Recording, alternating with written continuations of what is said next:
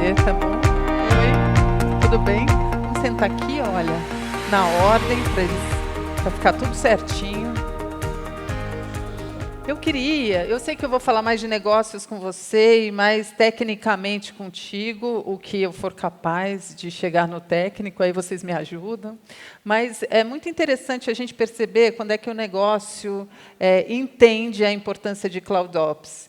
E aí eu queria que você, antes de mais nada, falasse um pouco do Inter, porque a gente vê um crescimento muito rápido, e eu queria entender em que momento o Inter está agora. Certo. Eu atuo como FinOps Practitioner no time de IT Economics. E IT Economics tem várias frentes, né? E uma delas é FinOps. A gente está dentro da diretoria de IT Services, que é apenas uma das diretorias de tecnologia do Inter. E o Inter nasceu lá na década de 80 como uma financeira, então era intermédia em corretora, e a jornada do Inter é marcada muito por pioneirismo. Então, em 2018, a gente atingiu 1 milhão de clientes.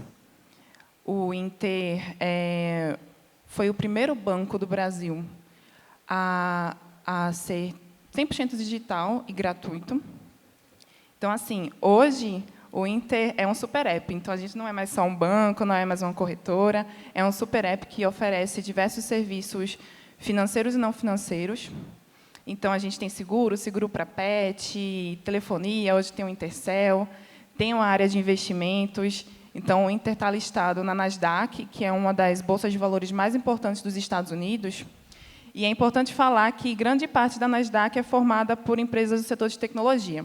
Sim. E algumas lideranças do Inter costumavam falar que, na época que o Inter era um banco, que o Inter era uma empresa de tecnologia que, por coincidência, era um banco. Então, faz muito sentido com a história do Inter. Eu falei de pioneirismo, e, em 2018, o Inter foi o primeiro banco brasileiro também a migrar toda a sua infraestrutura para a nuvem. Então, a gente escolheu a nuvem da AWS. Então, assim, faz muito sentido com o FinOps, né? A gente fala de finanças e de tecnologia, então o Inter é completamente marcado pela tecnologia, usa a tecnologia como motor para toda a sua inovação. E aí eu já vou para a segunda pergunta aqui, que é exatamente como é que o Inter, quando e como o Inter identificou a necessidade de implementar essas práticas de FinOps. Certo. Em 2018, a gente migrou para a nuvem. Em 2018, também foi o ano que a gente atingiu 1 milhão de clientes.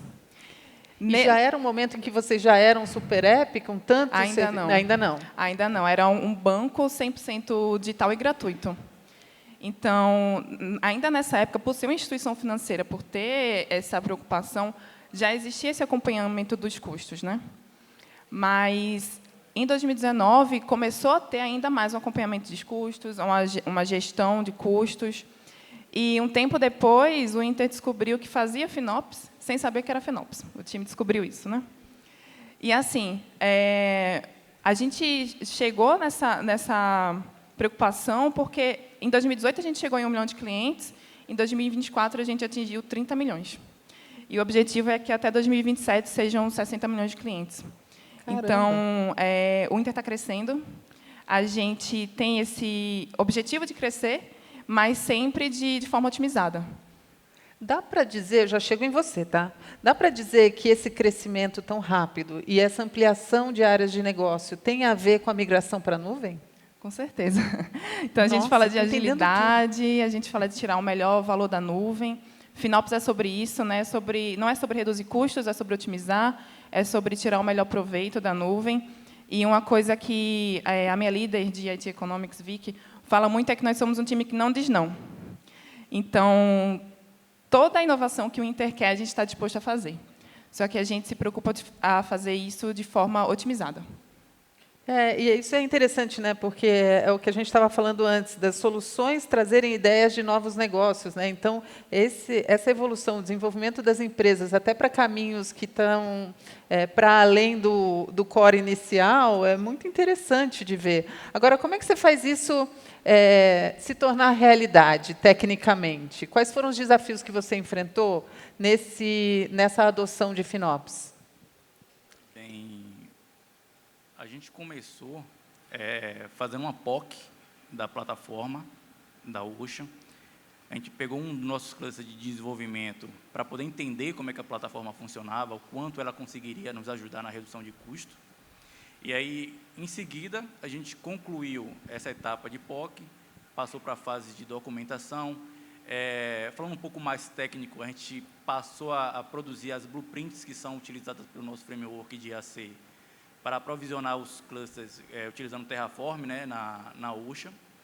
E aí começamos a aplicar no nosso ambiente de homologação, onde seria o ensaio para o de produção. E a gente teve todo um estudo, né, detalhado, buscando entender cada workload que rodava em cada cluster e o impacto da utilização de instâncias spots nesses clusters. E aí iniciamos a migração para os clusters de produção. Ainda estamos em andamento, né? A gente começou tem 6 meses, praticamente, em abril, foi de fato o início do processo de implantação. E de um total de 61 clusters que o Inter tem, EKS, 39 já estão na plataforma, sendo gerenciados pela plataforma da NetApp. E qual é o total? 39 clusters. 39 estão sendo gerenciados, de um total de 61. De 61. Desses 39, 9 já são de produção. Tá? Então, a gente já conseguiu otimizar a performance dos clusters, enxugar muito esses clusters e reduzir o custo e não reduzir a eficiência do nosso aplicativo, né, do nosso aplicativo do Super App Inter. E aí é usando o Spot by NetApp? Sim. Tá. Isso, exatamente. Todo esse planejamento ele é feito de antemão ou ele é feito ao longo dessa jornada? A gente foi fazendo ao longo da jornada, né? Porque a gente foi a fase de aprendizado, que a gente estava entendendo a plataforma e aí conhecendo as necessidades, as configurações, as possibilidades que nós poderíamos aplicar no nosso cenário, e aí a gente vai fazendo e foi implantando. Hoje, o processo de implantação em produção já está mais maduro, a gente já conhece muito da capacidade da plataforma e tem ajudado bastante a gente, principalmente no operacional. A gente tinha uma dor muito grande, que era de fazer o rollout de instâncias durante os updates do cluster, que hoje a plataforma ela oferece para a gente uma forma automatizada de fazer isso, em que a gente reduziu muito o tempo de update dos clusters só usando a plataforma, deixando de lado só a parte de redução de custo, mas a gente teve um ganho operacional também na gestão dos nossos clusters, utilizando a Ocean. Que legal. Aqui tem uma pergunta, pensando no lado técnico, quais foram os principais casos de uso escolhidos para serem migrados para a gestão da plataforma Spot by NetApp, pelo time da Inter? Mas, pelo que eu estou entendendo, isso é só questão de tempo para vocês chegarem a todos, né? Sim. Quer dizer, vocês só escolhem a prioridade, mas exatamente. já estão em 39. 39, porque a gente optou pela estratégia dos menos críticos para os mais críticos, para fazer uma migração mais segura, entendeu? Então, o objetivo é migrar 100% dos nossos clusters EKS para a Ocean. Antes, a gente utilizava instâncias spots em nossos ambientes não produtivos, a gente não tinha uma segurança para aplicar no nosso ambiente de produção, mas que com a Ocean a gente conseguiu ter essa segurança, porque a gente consegue gerir, ter uma visibilidade maior, ter uma automação mais aprimorada do outscale dos nossos clusters. Então, o objetivo hoje é a gente passar todos os nossos clusters EKS para funcionar com instâncias Spot. E aí, me conta uma coisa, em termos de resultado, vocês já conseguem perceber o que isso... bom, além do crescimento que a gente já falou, mas o que você pode medir de resultados? Bom, falando de custo mesmo, com os clusters Spot, rodando em máquinas Spot, em um ambiente produtivo, a gente conseguiu uma redução de mais de 40%. E a gente já rodava em máquinas EC2 que já estavam cobertas pelos Savings Plans.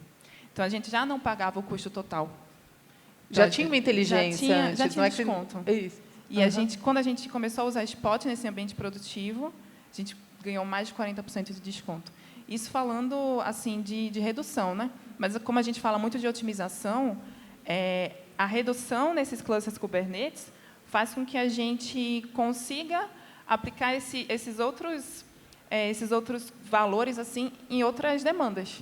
Então, se antes, por exemplo, eu gastava 10 em máquina, hoje eu gasto 10 e 7 em máquina, 2 é banco de dados, 1 é machine learning. Então, não necessariamente o custo diminuiu, mas a gente consegue fazer muito mais com o mesmo valor. E dá para entender por que aí vocês acabam desenvolvendo outros negócios, porque tem Exato. dinheiro para investir em outras áreas, né? Exato. em outros desenvolvimentos. E como é que você projeta isso para o futuro? O que você vê aí de FinOps no futuro? Bom, a gente quer crescer, né? Mais? Quer crescer ainda mais. Vocês estão com 30, querem 60? Mais de 30 já. Mais de 30? Sim. E vão para 60 E milhões vão para 60 em até 3 2027. anos. Exato. Caramba. O que acontece? A gente busca muito otimizar.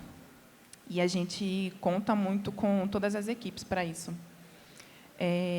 Um desafio, acho que para todas as empresas, é a cultura. E, assim, a parte técnica até que é fácil. É fácil você migrar de uma instância para outra, mas fazer isso enquanto você cresce, enquanto você inova, enquanto tem as demandas de segurança, tudo isso é muito difícil. Então, como fazer que os times entendam e priorizem as demandas de otimização de custo, ao mesmo tempo que estão atendendo outras demandas. Então, o que a gente tem feito muito é trabalhar com a parceria interna, a parceria externa, e a gente quer continuar fazendo isso. Tudo para que a gente consiga inovar, né?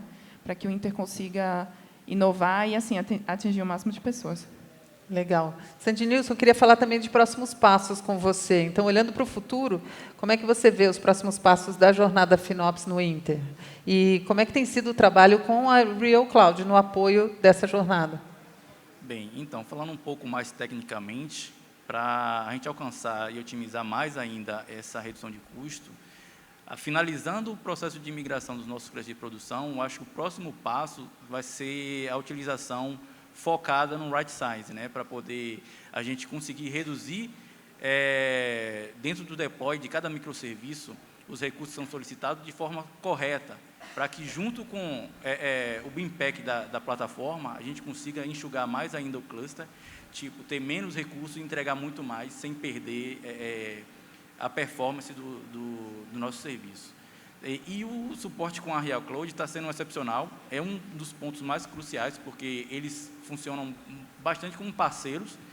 No início, eles estiveram sempre ali lado a lado, com recorrências semanais, sempre nos ajudando com estratégias, insights, e é um suporte meio que de imediato, tanto da Real Cloud quanto da ByNetApp. Então, a gente está super satisfeito. E é um suporte que surpreendeu, né, pela proximidade que eles têm de estar ali sempre junto e acompanhando de perto e estar sempre se disponibilizando a ajudar. E, assim, das poucas vezes que nós precisamos, eu pude sentir isso, porque foi praticamente de imediato, né? A gente precisou de um suporte, eles estavam lá de prontidão, de bate-pronto, e ajudou no que foi necessário. Legal. Eu queria, para a gente encerrar, saber uma dica de vocês para as empresas que estão começando essa jornada em FinOps. O que vocês diriam? Assim, qual seria o conselho de vocês? Complementando um pouco o que ela já falou, assim, eu acho que FinOps ele vai além de simplesmente redução de custo, né? Então, tem que ter um comprometimento de toda a equipe, a partir de que envolve toda a área, então tem que ter aquela cultura da responsabilidade compartilhada. Esse é um ponto. Outro ponto é você sempre ter parceiros ali que consiga te ajudar no início da jornada, que eles tenham experiência na prática de aplicar o FinOps, que isso vai ajudar muito no início você alcançar o objetivo. E tem uma ferramenta que consiga dar para você uma visibilidade, autonomia, insights, para que a equipe consiga ter uma visibilidade e sempre correr atrás de ajuste para poder performar mais, entregar mais e reduzir o custo de acordo com os objetivos. E você, Tânia? Então, eu vou reforçar a parceria, tanto a parceria interna com todos os times. No exemplo do Inter, a tecnologia é gigante, eu tenho certeza que em outras empresas deve ser assim.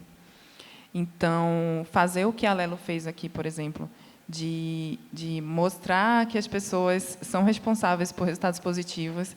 Então, quando a gente fala sobre responsabilidade, sobre ownership, é sobre ter responsabilidade sobre os seus recursos e também sobre colher os louros, né? Então, mostrar os resultados positivos para a equipe, isso é muito importante. Fazer essas parcerias internas e parcerias externas também, como a gente teve com a Real Cloud. Muito bem, muito obrigada, gente. Obrigada aí por compartilhar com a gente a experiência de vocês. Muito obrigado. Muito bom. Obrigada por estar aqui.